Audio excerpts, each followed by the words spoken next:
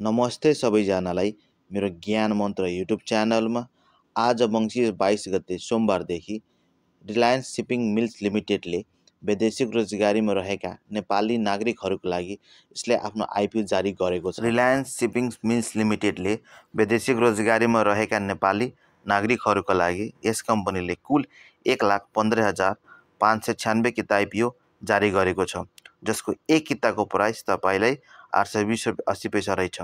यो Reliance shipping meals limited एउटा manufacturing and processing sector company हो, जसले इस्यु म्यानेजर यानि कि बिक्री प्रबन्धकको रूपमा यस कम्पनीले ग्लोबल आइमी क्यापिटल लिमिटेड राखेको छ।